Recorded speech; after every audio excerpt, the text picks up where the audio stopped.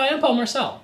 In this series, I'm trying to show a number of different ways to hand cut dovetails, and I've done pins first, tails first, and there's also been sort of the signature dovetails where we did something a little green and green style, and then the houndstooth dovetails, which are kind of a very traditional look, although I did do a couple alterations with pointy teeth.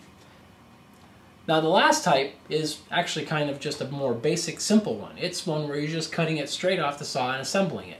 It's excellent if you're doing a utility box in the shop, or if you're doing, say, back of a stack of drawers. If you've got a tall dresser drawer and you've got 14 drawers in there, if you're reasonably good at this technique, you can do the backs of all those drawers much faster if you're doing it all strictly off the saw.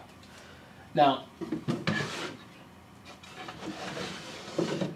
the dovetail's on this drawer here in the front. Now normally you don't do it in the front, but I ran out of sides to do demonstrations in all these videos, so I ended up having to do it on the front. So the dovetails here, these basic dovetails, were done strictly straight off the saw. So because of that, they can have a little bit of extra slop. I happen to get a little lucky here.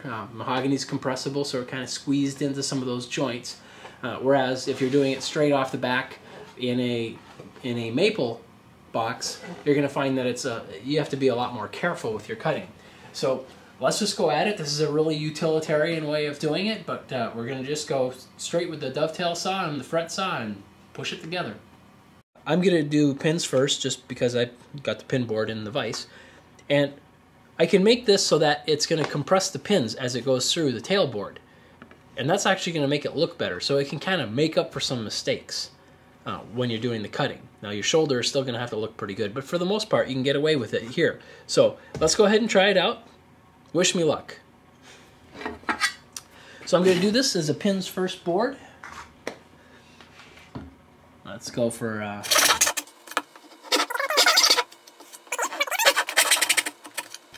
we can easily say that this is going to be the middle, and then we can divide that in half. Now go back and make the rest of the tail sockets.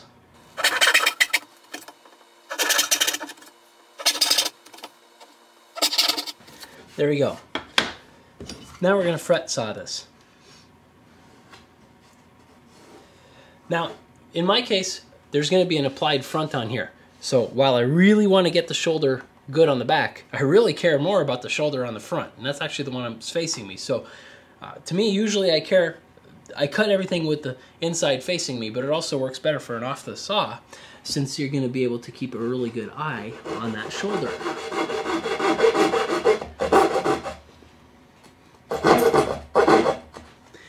And this is something else that you can do. I'm going to keep the blade here on my side as I walk this blade across. And then after that, I'm going to walk this one here across.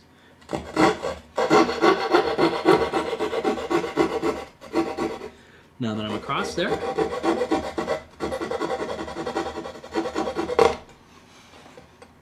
I'll do that one more time for here.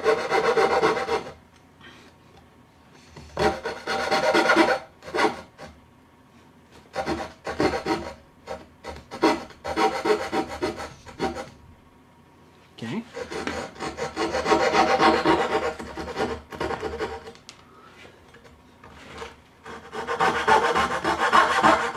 Whoops.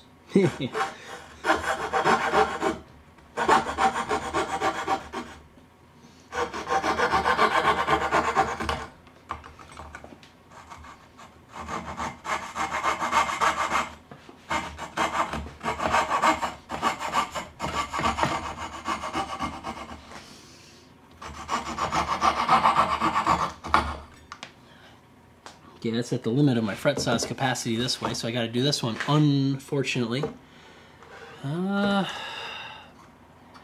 can do it, because I'm not very good at going the other direction.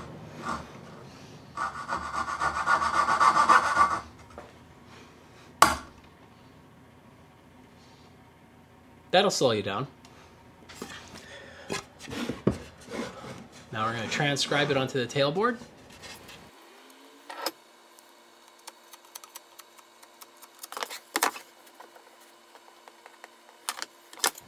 Now for cutting out these tails, normally I want to go on the inside of this line, and I still can do that, because if I'm on the inside of this line or even a hair further, these mahogany pins are going to compress. So let's go do that.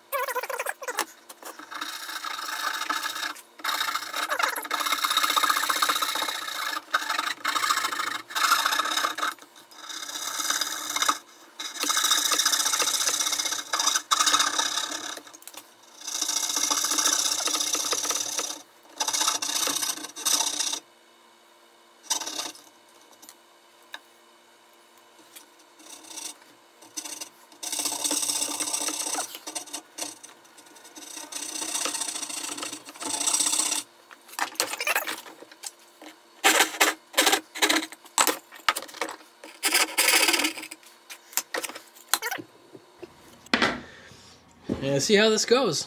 Hopefully, no pairing.